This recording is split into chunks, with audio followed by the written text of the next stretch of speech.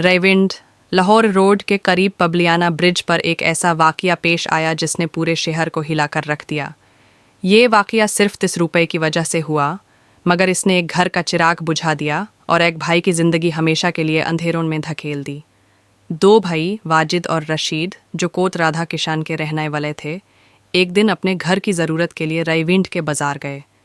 दोनों का आपस में रिश्ता बहुत गहरा था। दोनों अक्सर साथ ही हर जगह जाते। उस दिन भी वो दोनों हंस बोल कर बाजार पहुंचे और एक फ्रूट सेलर के स्टॉल पर रुक गए। फ्रूट सेलर के पास ताज़े फल पड़े थे। भाइयों ने भाव तो शुरू की, लेकिन रेट में सिर्फ 30 रुपए का फ़र्क रह गया। वाजिद ने मुस्कुरा कर समझाया कि भाई, इतना ही पैसे बनते हैं, बाकी ज़्यादा मांगना गलत है।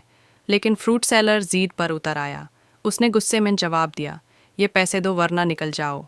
बात सिर्फ पैसों तक रहती तो शायद ठीक था, लेकिन दोनों तरफ गुस्सा भर गया।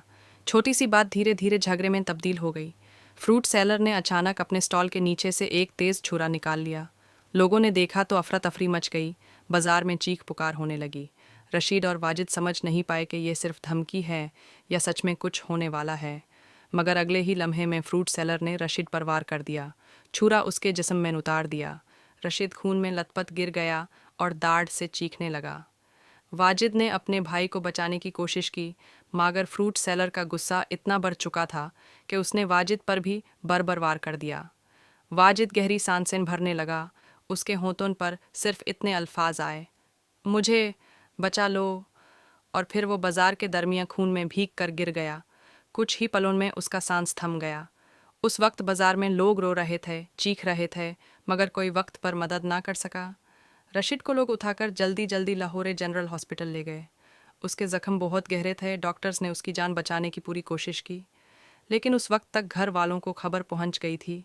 वजिद के इंतकाल की खबर सुनकर घर में मतम बरपा हो गया। माँ बेहोश हो गई, भाई रो रो कर चीखने लगे और घर का माहौल अजाखाना बन गया।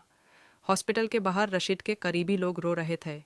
किसी ने कहा, आखिर 30 रुपए की वजह से एक घर तबाह हो गया। किसी ने दुआ की, अल्लाह इन बेचारे भाइयों पर रहम करे। पुलिस ने मौके पर दाखिल होकर फ्रूट सेलर को गिरफ्तार कर लिया, लेकिन वाजिद की कीमती जान वापस नहीं आ सकती थी।